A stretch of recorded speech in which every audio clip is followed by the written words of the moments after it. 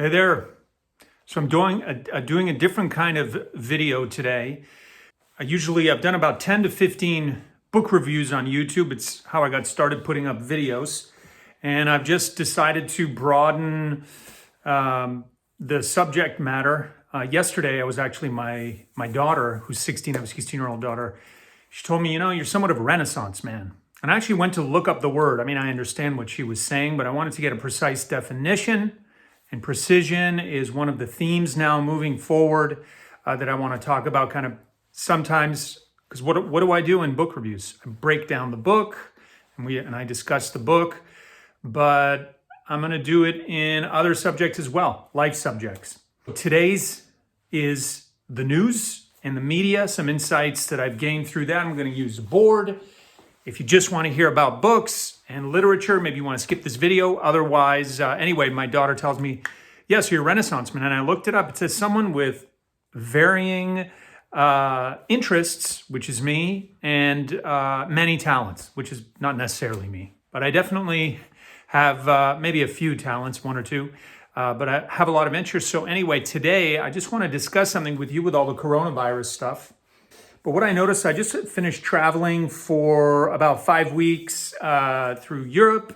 And what I noticed was that coronavirus, has scared a lot of people. But the point of this video is to see whether it's not scientifically speaking a huge danger to us all, but really what are the threats individually? And should we be sheep, consumers, mindless consumers of what the news and the media is telling us? I don't know if this day and age, maybe this video gets me banned, which would be funny. But in particular, I want to discuss some insights and studies I've made about news. So obviously, I think we've all become big consumers of news, have it in our phones, and it's available through so many outlets now, and there's so many variety of outlets. I want to really focus on the news media and some insights and reading I've been doing into that. And it started with this, the idea that quitting the news can make you feel better. I read that somewhere. So I started a challenge today of 2 weeks news free. Today's date is November 21st, 2020. So anyway, the first thing is I wrote it down and I made a commitment because I've made this commitment to myself before and haven't kept it up, even checking something, on your phone. It's like a stimulus response. Well, I want to break that. And so I made a commitment on paper to myself, 2 weeks news free, because I'm doing an experiment, being a logical person that is seeking clarity. I want to see how the news affects my mind. And so the way I can experiment on myself is try it, see how I feel.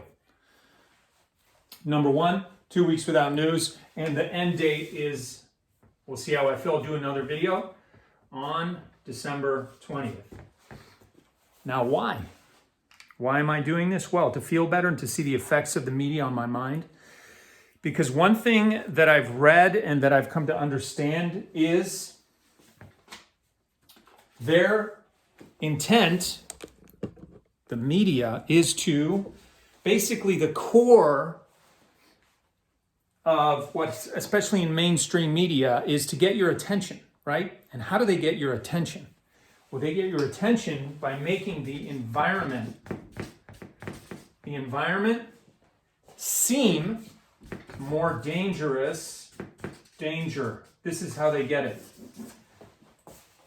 Making the environment seem more dangerous than it is. Test this. Open any app or newspaper or television and see if this isn't the case. Most of the time, I don't know what the percentage would be, is the intention is to make the environment appear, not actually what is to exaggerate the danger in our environment. And so, for example, on my 5 weeks of travel with my 16-year-old daughter, we went around and compared, at least I did, whether this is true. And you can test it. You can walk around whatever environment you're in. You can travel, go in the car. and assess whether this is true. Is your environment actually dangerous, and are people trying to convince you that it's more dangerous than it is? And I would posit the thesis that that's the news media is doing that. So in that way, they get our attention. We give them money through advertising, whatever, watching, and also by subscriptions. And the deal is they feed us a narrative which is an exaggerated or totally illusory idea of reality. And I think that's why it becomes a danger, and this is why I need 2 weeks off. And of course, furthermore, they're businesses, and so their intention is to get your attention and to keep that attention, so you think you need to keep going back to it. And one of the things I discovered about this system is that, for example, if they covered car accidents like they do coronavirus, there's 1.2 million people die a year in car accidents. Could you imagine they went around and took, they covered that in depth, how people die, and they showed pictures of that? I don't think anyone would drive. And I think there's about let's just say there's 1.5 million people that have unfortunately died because of coronavirus. What percentage of those are, I don't know, over 80? You have to look at it, the actual threat. And in your case, you may be more liable to die statistically in a car accident or even to get hurt than this coronavirus. Just one idea. I posit this, maybe it's not true, it's something to think about, but what I definitely know is what their intention is in terms of creating a dangerous environment. So that's what I'm doing. Let me know if you've tried to quit the news media and have failed, or what's worked for you. I'm hoping this works for me, and maybe you can try it and let me know if it works for you. I'm going to report back on how I'm going to take notes about this again, studying it with intention and precision, on treating it almost, like a science, and seeing what the results are. The only way to find out is to test. So there it is, and maybe I'll have another book review, but I may take this in different directions and riff on different topics that interest me. See you next time.